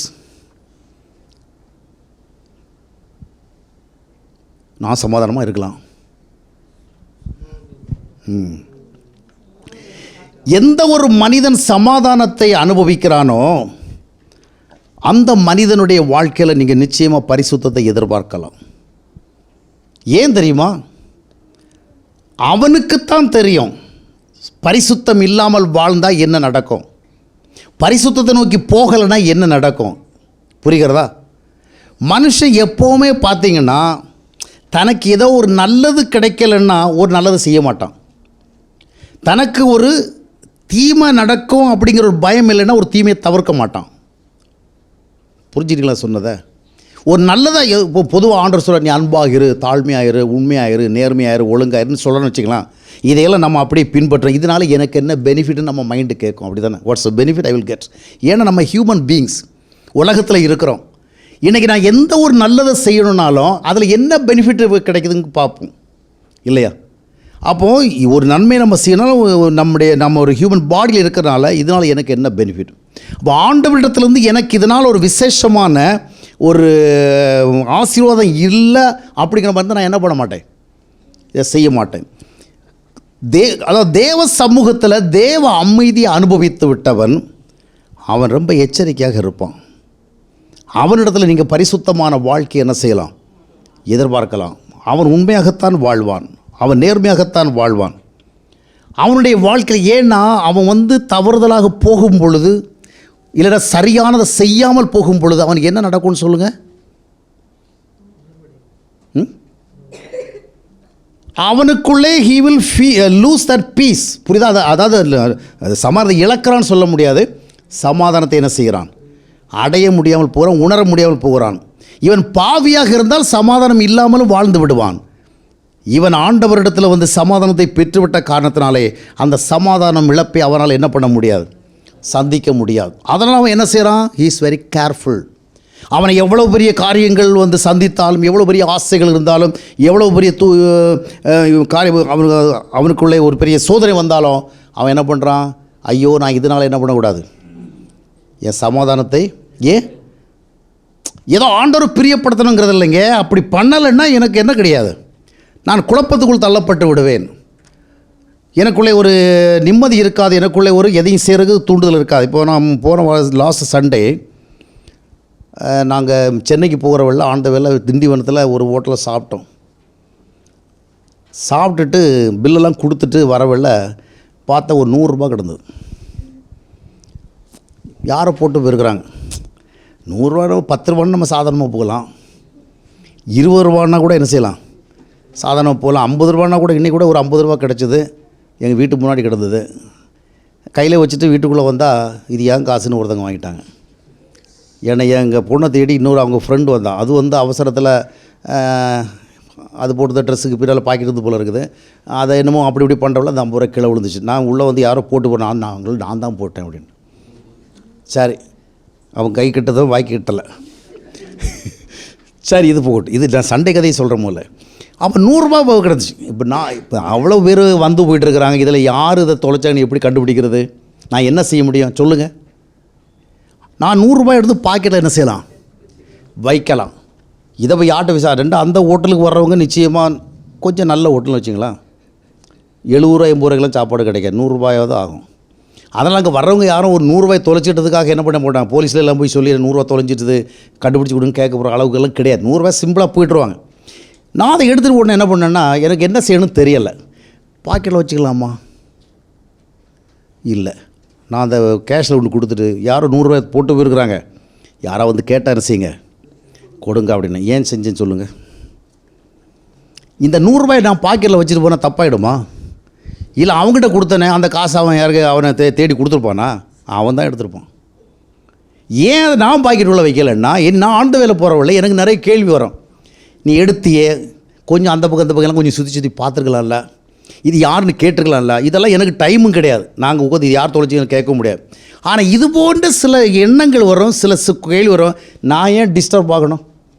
என்ன இருந்தாலும் ஊழியக்காரன் தானே 100 ரூபாய் பார்த்தோட பாக்கெட் உள்ள வச்சுட்டு அப்படி ஏன் மனசாட்சி என்ன செய்யும் கேட்க. இந்த மாதிரிப்பட்ட கில்ட்டி கான்சியன்ஸ்லாம் அவாய்ட் பண்ணுறதுக்கு தான் நான் என்ன பண்ணிட்டேன். புரியுதா உங்களுக்கு? நான் 100 ரூபாய் எடுத்து வச்சா செங்கல்பட்டு போகிறது வரைக்கும் என்ன வரும் குறைஞ்சபட்சம். நம்ம காசை பார்த்தோன்னு எடுத்து பாக்கெட்டில் வச்சுட்டோமே அதை கண்டுபிடிச்சும் கொடுக்க முடியாது. எதற்கு சொல்ல, இது போன்ற காரியங்களுக்கு தான் நான் சொல்கிறது. இதை ஏன் அவாய்ட் பண்ணுறோன்னா ஒரு முறை அது மாதிரி தான் ஒரு ஹார்பரில் ஒருத்தன் வந்து பர்ஸே தொலைச்சிட்டு போயிட்டான். அதுக்குள்ளே பார்த்தா கார்டு கீடு நிறைய வச்சு ₹6000. அவனை கண்டுபிடிக்க நான் எவ்வளோ சிரமப்பட்ட தெரியுமா? அந்த இருட்டு வேலை, யார் யாருக்கெல்லாமோ ஃபோன் அடித்து எவனும் சரியாக தகவல் கொடுக்காம அவனே அப்புறம் தேடி வந்தான். தேடி வந்தால் இருட்டுக்குள்ளே தேட நான் கொடுத்துட்டு வந்தேன். எதுக்கு தான் பண்ணுறோன்னா நம்ம பெரிய பரிசுத்தவான் பெரிய இல்லைங்க. இந்த மாதிரிப்பட்ட சில தவறுகளை செய்தால் மனதில் என்ன வரும்? நான் அனுபவித்து கொண்டிருக்கிற சமாதானத்துக்கு என்ன வரும்? கேடு வரும். அதனால் அவாய்ட் பண்ணுறோம். ஏன் வாயை மூடுறோம்? ஏன் தவிர்க்கிறோம்? ஏன் நியாயத்துக்கு நம்ம போராடலை? ஏன் சில விஷயங்களை வேண்டான்னு விடுறோம்? ஏன் எளிதாக சம்பாதிக்கிற வழியை நம்ம நாடலை? அது நம்முடைய சமாதானத்துக்கு என்ன செய்கிறது? ஒரு பாதிப்பை ஏற்படுத்துகிறது. அப்போ தேவன் கொடுத்த சமாதானத்தை அனுபவிக்காமல் வாழ முடியவில்லை. எனவே நாம் மனசு அந்த சமாதானத்தை அனுபவிப்பதற்காக இது போன்ற கால் ஈடுபடவில்லை. இப்போ அடுத்த ஒரு கேள்வி இதன் மத்தியில் வர உங்களுக்கு, பரிசுத்தவானுக்கு சமாதான குறைவு வருமா? பாலுக்கு ஆன்சர் தெரியும். ஆனால் டெய்லி டிவோஷன் ரெக்கார்ட் பண்ணியிருக்கோம். அவர் கவனிச்சார் என்னமோ தெரில. வரும். பரிசுத்தவானுக்கு சமாதான குறைவு வரும். சமாதான குறை வந்துவிட்ட காரணத்தினால அவன் வந்து சமாதானம் இழக்கலை. சில நேரத்தில் பார்த்தீங்கன்னா வீட்டில் நம்ம ஏதோ வாங்கி வச்ச பொருள் எங்கேயும் இருக்கும். திடீர்னு நம்முடைய தேவை உணர்வுகளை நம்ம தேடுவோம், பட்டு கிடைக்காது. கிடைக்காத ஒன்று அர்த்தம் கிடையாது, இழந்து விட்டோம் அப்படின்னா. இன்னும் நம்ம சுற்றி தேடுறவளை என்ன பண்ணிடுவோம்? கண்டுபிடிச்சோம். It will take some time. புரிகிறதா? கொஞ்ச நேரம் அந்த பொருளால் வருகிற பயன்பாட்டை நம்ம என்ன செய்ய முடியலை, அனுபவிக்க முடியலை. ஏன்னா நம்ம வீட்டில் தான் இருக்குது, ஆனால் எங்கே இருக்குன்னு தெரியல. ஆனால் என்ன செய்கிறோம்? தேடிக்கிட்டு கடைசியில் கண்டுபிடிச்சிட்டு கிடச்சின்னு சொல்கிறோம். அதே போல் தான் நமக்குள்ளே ஆண்டவர் கொடுத்த சமாதானம் அவருக்குள் எப்பொழுது நமக்கு இருக்கிறது. சில நேரங்களிலே நம்முடைய சூழல்கள், நாம் சந்திக்கிற காரியங்கள், நம்முடைய வாழ்க்கையில் நமக்கு முன்பாக வருகிற விஷயங்கள் என்ன பண்ணால் ஈஸியாக நம்முடைய சமாதானத்தை உணர முடியாமல் செய்கிறது. அப்படி செய்கிறதுனால சமாதானத்தை இழந்து விடவில்லை. என்ன செய்கிறோம்? சமாதானத்துக்கு குறைவே கொஞ்சம் என்ன செய்ய ஃபீல் பண்ணுறோம். அதனால் ஒரு பாதிப்பு உணர்கிறோம். ஆனால் மறுபடியும் என்ன செய்வோம்? இப்போது நம்ம காலைல சாப்பிட்டோன்னு என்ன ஆகிட்டோம்? நான் ரொம்ப எளிய கருத்து தான் சொல்லிகிட்டு இருக்கிறேன். நடைமுறை வாழ்க்கையில் உங்களுக்கு புரிஞ்சுக்கணும். காலை நல்லா சாப்பிட்டு தெம்பாக இருக்கிறோம். ஒரு 10 மணி 11 மணி ஆகிறவள என்ன நடக்குது? பசிக்கிறவள என்ன ஆகுது? காலைல இருந்து தெம்பு தடன் குறையுது. 11 மணி 12 மணி ஆகிறவள இன்னும் வி ஃபீல் ஸோ வீக். இல்லை அப்படி வீக்கானோன்னு அவ்வளோதான் நம்ம கதை முடிஞ்சுன்னு ஃபீல் பண்ணுறோமா? அதுக்காக அங்கங்கே ஓடுறோமா? என்ன பண்ணுறோம்? பொறுமையாக இருக்கிறோம். 1 மணி ஆச்சுன்னா சாப்பிடுவோம். 1:30 மணி ஆனால் சாப்பிட்றவள என்ன செய்வோம்? we will regain that energy. புரிகிறதா? அப்போ எங்கேயும் நம்ம இழக்கலை. கொஞ்ச நேரம் அதோடைய குறைவை என்ன செய்கிறோம்? ஃபீல் பண்ணுறோம். ஆனால் நம்பிக்கையோடு என்ன செய்கிறோம்? இருக்கிறோம். அதுபோல் நாம் ஆண்டவருக்குள் வாழுகிற பொழுதும் கர்த்தருக்குள் வாழுகிற பொழுதும் சில நேரங்கள், சில காரியங்கள், சில சூழல்கள் நம்முடைய மனதிலே நான் அனுபவித்து கொண்டிருக்கிற அந்த சமாதானத்தை என்ன செய்யும்? அனுபவிக்க விடாதபடி செய்யும். ஆனால் அதற்காக we are not hopeless. மறுபடி வரோம். சில மணி நேரங்களுக்குள்ளே அது என்ன செய்யும்? வரும். அப்போ அதுபோன்ற சூழல்களை நம்ம ஆண்டவருடைய சமூகத்தில் போகிறோம், ஆண்டவர்கிட்ட சொல்கிறோம், பேசுகிறோம். நம்முடைய மனநிலையை நமக்கு ஆண்டவர்கிட்ட என்ன செய்கிறோம்? நம்ம எக்ஸ்ப்ரெஸ் பண்ணுறோம். நம்ம மைண்டை வந்து ஆண்டவருக்குள்ள ஓப்பன் பண்ணி காட்டுறவில்லை. Again we get that peace. அப்போ என்ன நடக்கலை? சமாதானத்தை இழக்கலை. அப்போது சமாதான பாதிப்புகள் உள்ள ஒரு வாழ்க்கையை நாம் காண நேரிடும். ஆனால் we will never lose the peace of God. உண்மையான தேவனுடைய பிள்ளைகள் ஒருபோதும் என்ன செய்வதில்லை. இரண்டாவது, அந்த சமாதானம் குறைவே, அதாவது சமாதானத்தை இழக்காமல் இருக்கிற அப்படின்னா அவன் பரிசுத்தத்தையும் இழக்க மாட்டான். அவன் எச்சரிக்கையாக இருப்பான். இல்லையா? என்றால் அவனுக்கு அது தெரியும். சமாதானம் இன்மை என்பது எவ்வளவு பெரிய காரியம் அவனுக்கு தெரியும். நான் ஒரு காலத்தில் வாழ்ந்த காலத்தில் அந்த சமாதானம் என்பது என்னை என்ன பாடப்படுத்தினேன்னு தெரியும். அதனால் இப்பொழுது நான் என்ன செய்ய முடியாது? அந்த சமாதானத்தை இழந்து கொண்டு வாழ முடியும். எனவே சமாதானமாக வாழ்கிறவர்கள் பரிசுத்தமாகவும் வாழ்கிறார்கள். சமாதானம் இல்லை என்றால் அவருடைய வாழ்க்கையிலே பரிசுத்தம் இருப்பதற்கு எந்த விதமான நிச்சயமும் இல்லை. சரி, இரண்டாவது பகுதிக்கு வருவோம். முதல் பகுதி தான் ரொம்ப முக்கியமானதுனால அதிகமான நேரம் அதில் நான் செலவழித்தேன். இரண்டாவது, ஆண்டவருடைய சமூகத்தில் நான் சொன்ன காரியத்தை தான் உங்களுக்கு சொல்லுகிறேன். வாழ்க்கையில் ஆண்டவர் எந்த சூழலும் உம்மோடு இருப்பது என்பது ஒரு விசுவாசமாக மட்டுமில்லை, அது ஒரு உண்மையான அனுபவமாக இருக்க வேண்டும். That must be a true experience. அதை நான் உணரணும், அதை நான் அறியணும், அதனால் விளைவுகள் ஏற்படணும். ஆண்டவர் இருக்கிறார்னு எல்லாவனும் தான் சொல்லுவான். இல்லை. ஆண்டவர் இருக்கிறாருன்னா அதனுடைய விளைவு. ஏன் இப்போது தேவ ஐக்கியம் அப்படி சொல்கிறோம்? இந்த சமாதானங்கிறத சொல்கிறவங்கள கூட ஒன்றை சொல்ல மறந்துட்டேன். இப்போ நீங்கள் வந்து ஆண்டவர்கிட்ட வந்து ஜெபம் பண்ணுறீங்க, ஆண்டவர் கேட்குற உங்களுக்கு என்ன வேணும்னு கேட்குறாரு. ஒருவேளை நீங்கள் வந்து உங்களுக்கு நிறைய பண பிரச்சனை இருக்குது, இல்லைன்னா கொஞ்சம் பணம் இருந்தால் ஒரு வீடு கட்டலாம், இல்லை ஒரு பிள்ளைகளுக்கு எதாவது லேண்டுன்னு வாங்கி போடலாம், அப்படி சிந்திக்கணும்னு வச்சுக்கலாம். இப்போ நீங்கள் வந்து ஜெபம் பண்ணும்போது ஆண்டவர் கேட்குறாரு உங்களுக்கு என்ன வேணும் அப்படின்ட்டு. நீங்கள் என்ன கேட்குறீங்க? ஆண்டவரே கொஞ்சம் பணம் கொடுத்தா நல்லாயிருக்கும், கொஞ்சம் நிறைய கொடுத்தா இருக்கிற கடனை அடைச்சிட்டு என்ன பண்ணுவேன், ஒரு வீடு கட்டுவேன், கொஞ்சம் நிறைய கொடுத்தா என் பையனுக்கு ஒரு வீடு வாங்குவேன், இன்னும் கொஞ்சம் கொடுத்தா என் பொண்ணுக்கும் என்ன செஞ்சுருவேன், ஒன்று வாங்கிடுவேன், இன்னொன்று கொடுத்தா அந்த நாளை தினம் இந்த பொண்ணுக்கும் பையனுக்கும் கொடுத்த பிறகு நமக்குன்னு ஒரு வீட்டை தனியாக என்ன செஞ்சுக்கலாம், வச்சுக்கலாம். இப்படி கேட்போம். ஆண்டவர் என்ன பண்ணுவான்னு நினைக்கிறீங்க? ஒரு கற்பனைக்கு பாருங்கள். என்னுடைய விண்ணப்பம் பணம். ஆண்டவர் என்ன பண்ணுவார்? ஒரு தூதனை கூப்பிடுவார், பண தூதன். வாப்பா இவங்க என்னமோ கேட்குறாங்க, அவனுக்கு என்ன செய், கொடுத்துரு அப்படின்னு. சரி, இன்னொருத்தர் கேட்குறாரு, உனக்கு என்னப்பா வேணும்? எனக்கு ரொம்ப அறிவு வேணும், ஞானம் வேணும், புத்தி வேணும், திறமை வேணும், தொழிலில் நல்லா பண்ணணும், எல்லா காரியம் சரியாக செய்யணும், எனக்கு அது நல்ல ஸ்மார்ட்னஸ் வேணும், எனக்கு நல்ல எபிலிட்டி வேணும். உடனே ஆண்டவர் கூப்பிடுவார், வா ஞானதூதா, ஞானதூதா வா அப்படின்னு கூப்பிடுவார். ஞானதூதா வந்து இவங்களுக்கு ஞானம் கொடுப்பான். அந்த ஞானத்தை வாங்கி இவங்க என்ன நல்லா தொழில் செய்யட்டும், நல்லா வேலை பார்க்கட்டும் அப்படின்னு. இந்த மாதிரி நாம் கேட்குற ஒவ்வொன்றுக்கும் கடவுள் ஒரு தூதன் என்ன பண்ணுவார்? ஒருத்தவங்க வீடு கட்டி கொடுக்குற ஒரு தூதன் அனுப்புவார். ஆனால் அதில் ஒருத்தர் வந்து கேட்குறாரு, ஆண்டவரே வேறு ஒன்றும் வேண்டாம், சமாதானம் வேணும். அப்போ தான் ஆண்டவர் இருக்கிற இடத்த விட்டு எழும்புவார். புரிஞ்சிட்டிங்களா? இதுவரையிலும் உட்காந்துட்டு கமெண்ட் பண்ணிட்டு இருந்தார். என்ன கேட்குறதோ அதுக்கு என்ன பண்ணார்? தூதனை கூப்பிட்டு இவனுக்கு இதை கொடுனார்.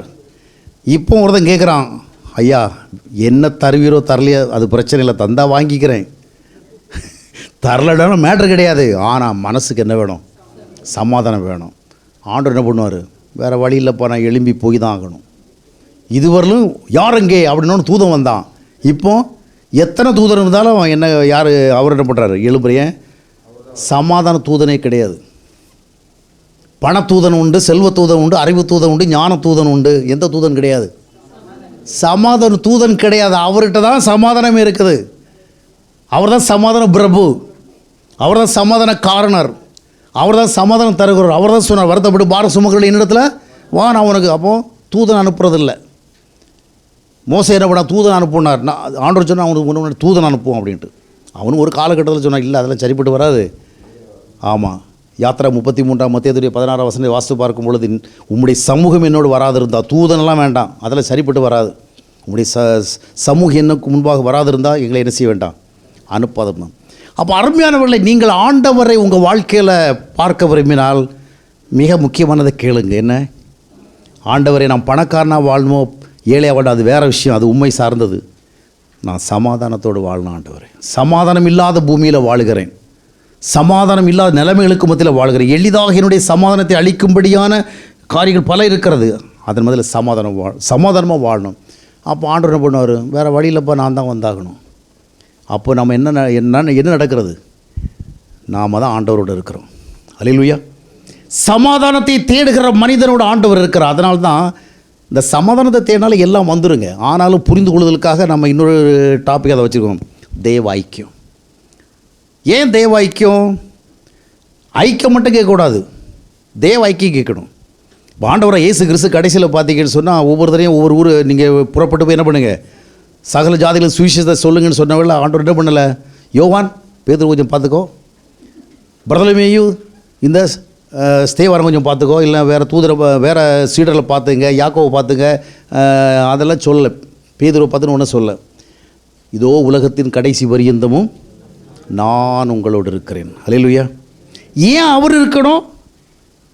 யோவான் எல்லா இடங்களையும் பேதுருவோடு இருக்க முடியாது, கொஞ்சம் இடத்துல தான் இருக்க முடியும். பேதுரு எல்லா இடத்துலையும் யோவானோடு இருக்க முடியாது. தேவன் ஒருவர் தான் எல்லா இடத்துலையும் இருக்க முடியும்.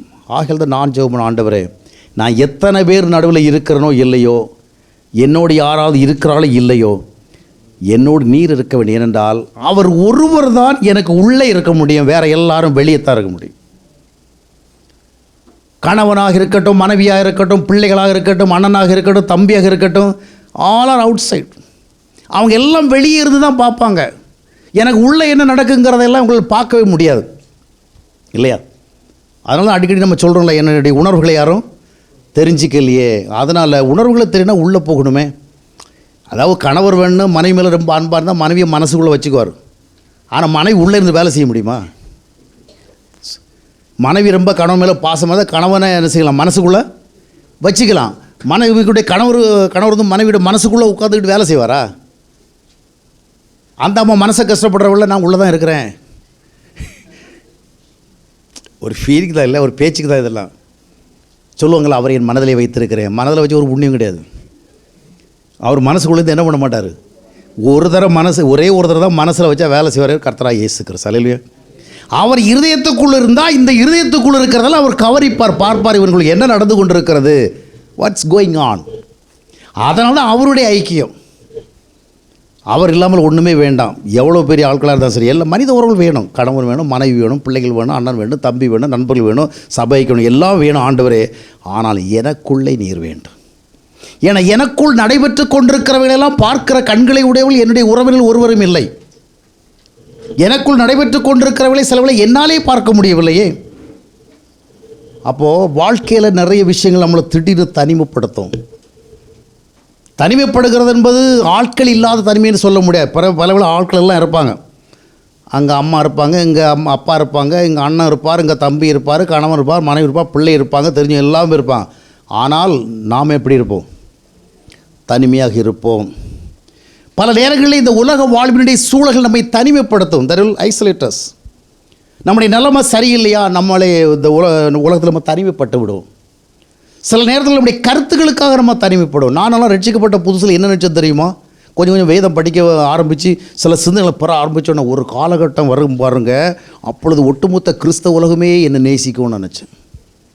உண்மையை தான் சொல்கிறேன். ஏன்னா நான் நல்ல விஷயம் பேச போகிறேன், எல்லாருக்கும் ஆறுதலாக பேச போகிறேன், எல்லாருக்கும் ஆதரவாக பேச போகிறேன், மனதுருகி பேச போகிறேன். அப்போ எல்லாருக்கும் என்ன பிடிக்கும்?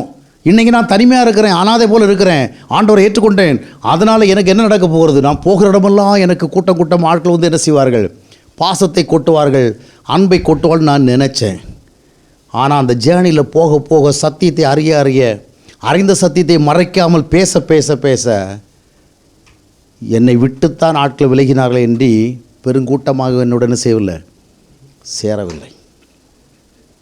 கொள்கைகள் நம்மை தனிமைப்படுத்தும், கருத்துக்கள் நம்மை தனிமைப்படுத்தும், சத்தியம் நம்மை தனிமைப்படுத்தும் சில வேளையில். ஆனால் எது தனிமைப்படுத்தினால் ஆண்டவர் நம்மை தனியாக விட்டு விட மாட்டார். சீடர்கள்லாம் அவ்வளோ க்ளோஸாக தான் இருந்தாங்க. ஆனால் ஆண்டவர் சொன்னார், எல்லாம் சரிதான்ப்பா, அதுக்கும் ஒரு சூழல் வரப்போகுது, நீங்கள் எவ்வளவு என்னோட ஒட்டிக்கிட்டு இருக்க முடியுங்கிறத நீங்களே பார்க்க போகிறீங்க. something is going to happen, every one of you will run away from me. எல்லாம் ஓடிடுவீங்க. யோவான் 16:32 வாசிக்கும் பொழுது, நீங்கள் எல்லோரும் என்னை விட்டு ஓடிவிடுவீர்கள், ஆனாலும் I will not be alone, என்னை அனுப்பினவர் என்னோடு கூட இருக்கிறார். அருமையானவர்களே, அதுதான் நமக்கு வேணும். வாழ்க்கையில் நிறைய விஷயம் நம்மை தனிமைப்படுத்தும். நான் சத்தியத்தை சொல்ல எனக்கு க்ளோஸாக இருக்கிற ஒரு சிலர் கூட விலகிறதை உணர்ந்தேன், கண்டேன். அதை நான் சொல்லாமல் இருந்திருந்தால் அவர்களாம் எனக்கு இருந்திருப்பாங்க. ஆனால் உண்மைக்காக சத்தியத்திற்காக எவ்வளோ பேர் விலகினாலும் ஆண்டவர் விலகுவதில்லை. அல்லேலூயா. அவருடைய ஒரே ஐக்கியமே ஒட்டுமொத்த உலகத்தினுடைய ஐக்கியத்துக்கு பதிலாக இருக்கிறது. அப்போது இந்த ஐக்கியம் தான் வேணும். இந்த ஆராதனை வேளையில் போய்ட்டு ப்ரெசன்ஸ் ஃபீல் பண்ணுறோம் பாருங்கள், அதுவல்ல. பாடுகிற வேளையில் ஃபீல் பண்ணுறதில்ல. பாஸ்டர் வந்து எதே சொல்லி எடுத்து நம்மளை வல்லமையாக உணர வைக்கிறோம், அதுவல்ல. Personal experience, personal presence. நாம் இருக்கிற இடத்துல ஆண்டவனோடு இருக்கிறார். நான் உங்களுக்கு சொன்ன ஒரு திங்கட்கிழமை காலை வேளையில் என்னுடைய மனநிலை எவ்விதமாக இருந்தால் என்ன கேட்டேன். நான் போகும் பொழுது ரொம்ப டிஸ்டர்ப் ஆகி போனேன், திரும்பும் பொழுது சந்தோஷமாக வந்தேன், நம்பிக்கையோடு வந்தேன். இப்போ எனக்கு பசிச்சாலும் கொஞ்சம் நேரத்துக்குள்ளே என்னாகும்? பசி அடங்கும், தெம்பு வரும். இப்போ என்னுடைய மனதில் குழப்பங்கள் இருந்தாலும் அந்த குழப்பங்கள் என்ன செய்யும்? நீங்கும். அந்த ஹோப் அவர் கொடுக்கறதுனால நான் சந்தோஷம் வர முடிந்தது. அதுதான் உங்களோடு நான் பகிர்ந்து கொண்டு இருக்கிறேன். எதற்கு சொல்லுகிறேன்னு சொன்னால், ஆண்டோடைய ஐக்கியத்தை தேடுங்கள், ஆண்டோடைய ஐக்கியத்தை தேடுங்கள். அவர் ஒருவர் தான் உங்களுக்கு உள்ளே இருக்க முடியும். யோவான் 8:19 ஆண்டவர் சொல்வார், நான் என் பிதாவுக்கு பிரியமானவைகளை செய்கிறபடினாலே அவர் ஒருபோது என்னை தனியாக, உங்களை தனிமை இல்லாதபடி பாதுகாக்கிறது ஒன்றே ஒன்று தான். ஆண்டவருக்கு பிரியமாக நீங்கள் வாழுகிறீர்கள்.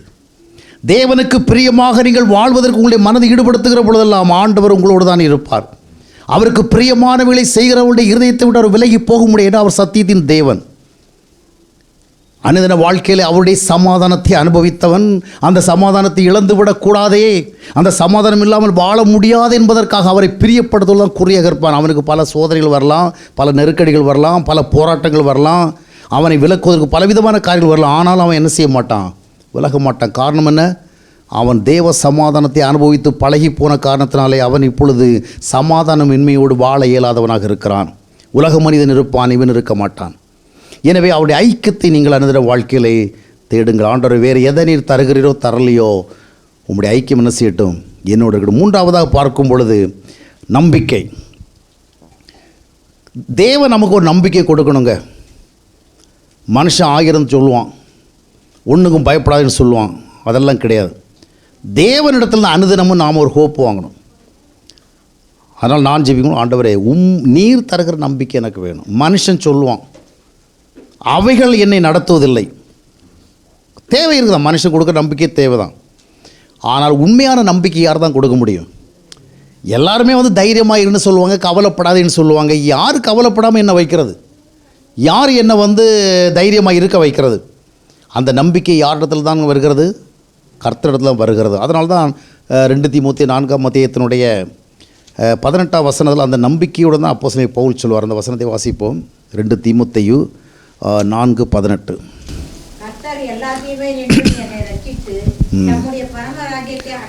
இதுதான் வாழ்க்கையில் உங்களுக்கு நீங்கள் பரிசுத்தமாக வாழ்ந்தாலும் சரி, உண்மையாக வாழ்ந்தாலும் சரி, சில நேரத்தில் உங்களுக்கு இருக்கிற நம்பிக்கையெல்லாம் போயிடும்.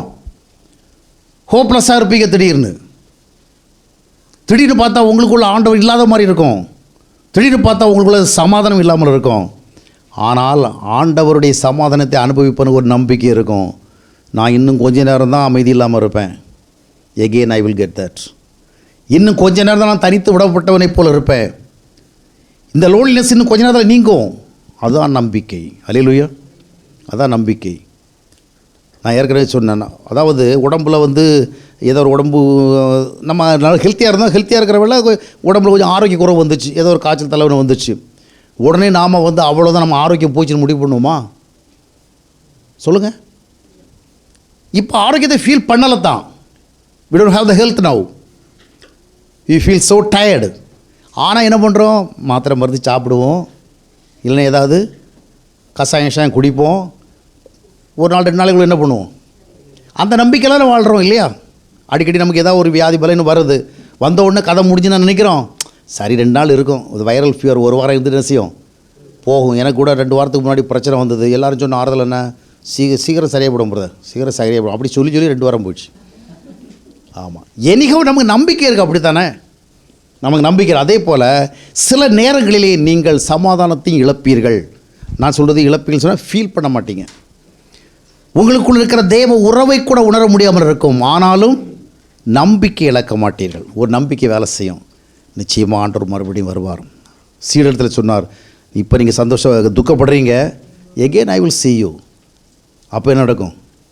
Your grief will turn to சந்தோஷம் மாறும். அந்த சந்தோஷம் ஒருவனும் ஆக கிறிஸ்துவுக்குள் வாழ்கிறவருடைய சந்தோஷத்தை ஒருவர் எடுத்துக்கொள்ளும். ஆனால் அதற்கு ஒரு போராட்டம் உண்டு. அது சிலவேளை இல்லாத போல் இருக்கும். அது இல்லாமல் போய்விடவில்லை, இருக்கிறது. ஆண்டவர் கண்டுபிடிக்க உதவி செய்வார். எனவே வாழ்க்கையிலே ஒவ்வொரு நாளும் மிக முக்கியமாக ஆண்டவர் நம்மிடத்தில் கேட்பது போல் உணர்வோம்.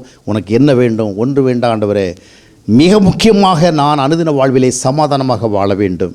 நான் சமாதானமாக வாழ்ந்தால் மட்டும்தான் பரிசுத்தமாக வாழ முடியும். நான் சமாதானமாக வாழ்ந்தால் மட்டும்தான் உறவுகளோடு வாழ முடியும். நான் சமாதானமாக வாழ்ந்தால் மட்டும்தான் நான் தவறான விதங்களிலே என்னுடைய சமாதானத்தை என்ன செய்ய மாட்டேன், தேட மாட்டேன். நான் உம்முடைய ஐக்கியத்தோடு வாழ வேண்டும். உலகத்தில் வேறு எந்த உறவும் எனக்கு உள்ளே வேலை செய்யாது, எல்லாம் வெளியே. அதுபோல் நீர் தருகிற நம்பிக்கை, யார் தருகிற நம்பிக்கையும் அல்ல, நீர் தருகிற நம்பிக்கை. இந்த 3ஐயும் ஒவ்வொரு நாள் எதிர்பார்ப்போம். கர்த்தர் உண்மையுள்ளவர், நம்மை நடத்துவார். அந்த சமாதானம் நம்மிடத்தில் கிரியை செய்கிற பொழுது, அந்த ஐக்கியம் நம்மிடத்தில் கிரியை செய்கிற பொழுது என்றும் நம்ம ஆண்டவருக்கு முன்பாக பிரியமானவர்களாக இருப்போம். அதுவே நம்மை தைரியப்படுத்தும். நாம் ஒருபோதும் தனிமையில் இல்லை, நாம் ஒருபோதும் தனிமையில் இல்லை. கர்த்தர் நம்மோடு இருக்கிறார். கண்களை மூடி ஜெபிக்கலாம். எங்களை நேசிக்கிற அன்பின் ஆண்டவரை, இந்த இரவு வேளையிலும் நீர் பகிர்ந்து கொண்ட உங்களுடைய வார்த்தைகளுக்காக நன்றி செலுத்துகிறோம். வாழ்க்கையின் பலதரப்பட்ட சூழல்களுக்கு நேராக நாங்கள் செல்லுகின்ற பொழுது சில நேரங்களில் நாங்கள் அமைதியை இழக்கிறது போல் உணர்கிறோம். எங்களோடு யாரும் இல்லாத போல் உணர்கிறோம். எங்களுடைய நம்பிக்கையெல்லாம் தகர்ந்து விட்டதை போல் உணர்கிறோம். ஆனாலும் ஆண்டவரே, உம்முடைய சமாதானத்தை அனுபவித்த எங்களுடைய வாழ்விலே எங்களை விட்டு விலகாத ஒரு நம்பிக்கை உண்டு. உம்முடைய சமாதானத்தை நாங்கள் அனுபவிப்போம், உம்முடைய ஐக்கியத்தை நாங்கள் அனுபவிப்போம், உம்முடைய நம்பிக்கை அனுபவிப்போம். அதுதான் எங்களுடைய வாழ்க்கையை தொடர்ந்து கொண்டு செல்லுகிறது. எனவே தான் உமக்கு பிரியமாக வாழ்வதற்கு எங்களால் இயலுகிறது.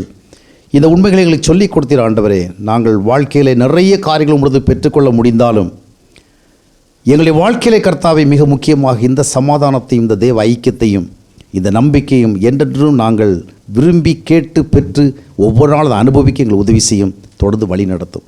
சமாதானம் இல்லாதவர்களுக்கு சமாதானத்தை கொடும். தனித்து விடப்பட்டதை போல உணர்கிறவர்களுக்கு நம்பிக்கையை கொடும். நம்பிக்கை இழந்து நிற்கிறவர்களுக்கு அந்த நம்பிக்கை இன்னும் அவர்கள் கொடுக்கப்பட்டு அவர்கள் தைரியமாக இருக்க உதவி செய்யும், வழி நடத்தும். ஆண்டவராய் இயேசு கிறிஸ்து நாமத்தில் ஜெபிக்கிற நல்ல பிதாவே, ஆமென்.